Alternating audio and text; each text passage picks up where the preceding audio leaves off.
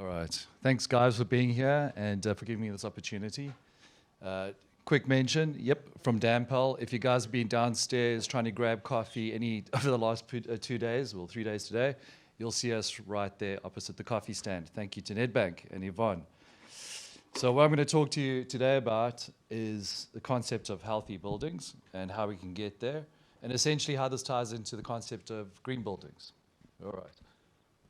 So much like air and water, we think that light is essential to life and architecture, and I think if we have architects in the building today, they would agree with that. This is a project we're going to look at. It is the Panda World in Neverland in South Korea. And while we're looking at it, I think that it's going to tell us something about our human experience in terms of biophilic design, which I'm glad was already brought up, number one. And the speaker before me also touched on the concept of creating a controlled climate, which I think this also speaks to as well. So just for some reference, pandas are still considered to be a threatened species. There's estimated wild population of approximately 1,500 to 3,000 still in the wild in China. They are considered to still be the exclusive property of China, which means that if they are seen anywhere else in the world, they're essentially on loan. China does let other countries have them on loan, and the purpose of that is to sort of build friendship between countries, and it's a show of goodwill. And we're going to look at a pair that was donated to South Korea that live in Panda World, Neverland.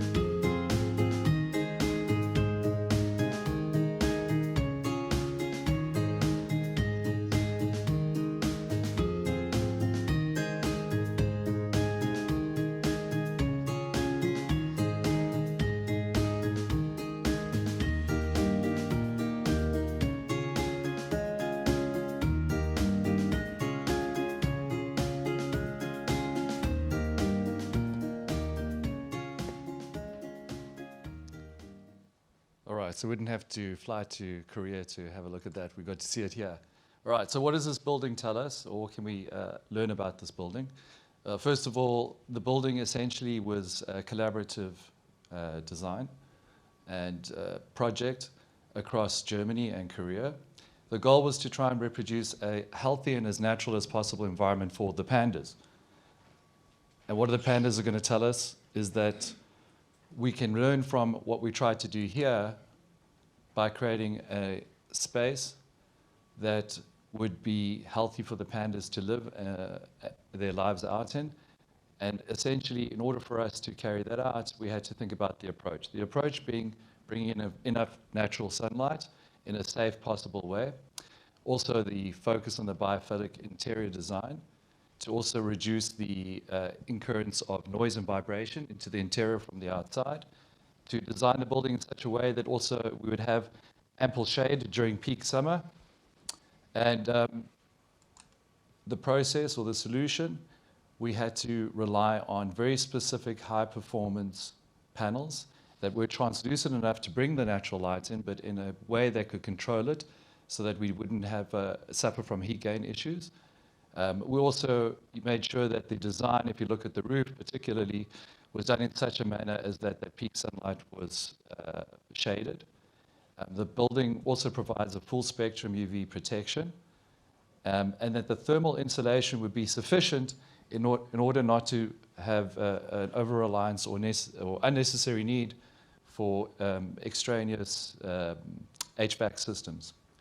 And then last of all, that biophilic design on the interior would be matching their natural environment, which there would be naturally from in China. Cool. So the result of all of this actually was really good news for the pandas, as we see baby Fu Bao. This, by the way, was the first panda to be born in Korea.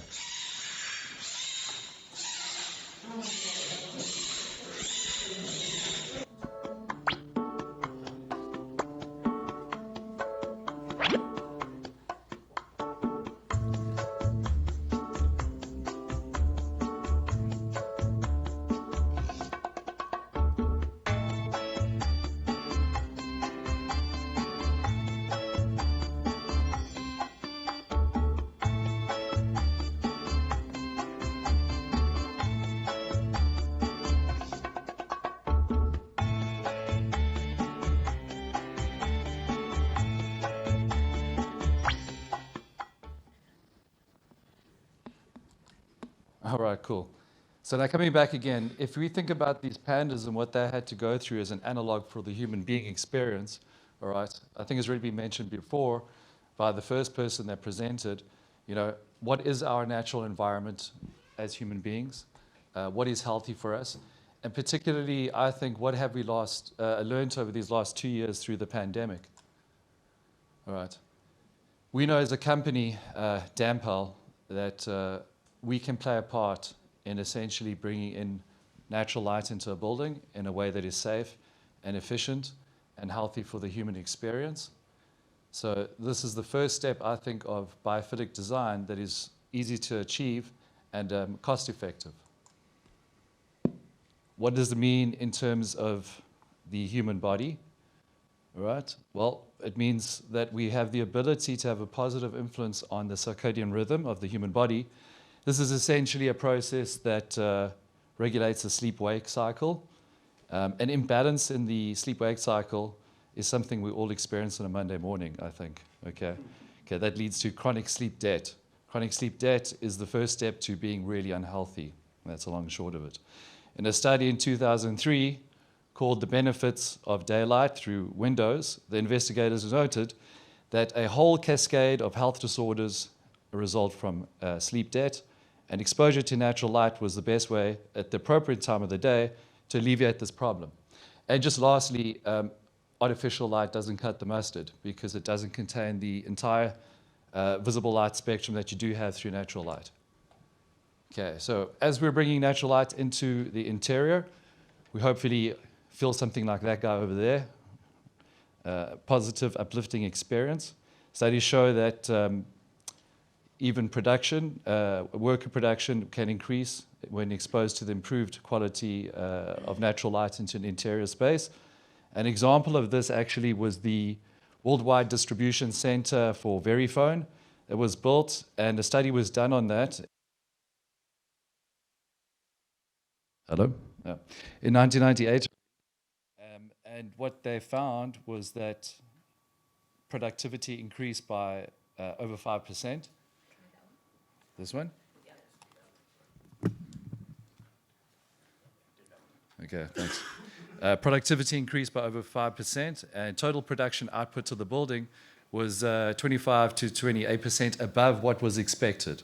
And this was largely due to the fact that the building was designed in such a way as to bring in as much natural light as possible.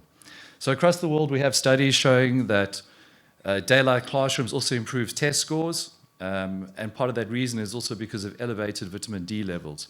In hospitals as well, we find that patients recover quicker, and nurses are generally a lot better to deal with. All right. So putting this all together, I'll have to stay here. Right? You can take it out. Oh, can I? You can split it.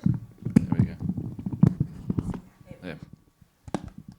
Cool. So putting this all together, as we can see through studies done in the States as well, just even in the fact that we can reduce the cost of health insurance, This study was showing that in the US, approximately $5,000 was spent per employee per year for health insurance, which is an extraneous cost, maybe sometimes not thought about from an employer's perspective. Another study through the UK showed that we have multiple performance metrics that can be shown to be improved, again, just by increasing the energy efficiency that benefits people by focusing more on human-centric lighting. All right, and now finally, I think that this shows quite simply that if we are focusing on improving interior quality by improving the amount of natural daylight in a safe manner, that becomes part of the process of creating a more efficient building, which is a greener building, and ultimately a healthier building for those inhabitants. And just one final note, that according to the, what was it? National Human Activity Pattern Study in the States, people in urban environments spend approximately 80% of their times indoors. So just by improving that experience with enough natural daylight, you're going to have a drastic positive effect on the human being. And then just last, if you guys wanted to look at any sort of metrics or standards or things we should be looking at to follow, these are some of the institutes that we might look at. Fitwell specifically, I thought had some really interesting programs that can be entered into, and the well-being standard as well. Cool, thank you very much. And yeah, if you guys want to learn a little bit more about simple things that can be done, come and get a coffee, and we're right opposite that. Thanks.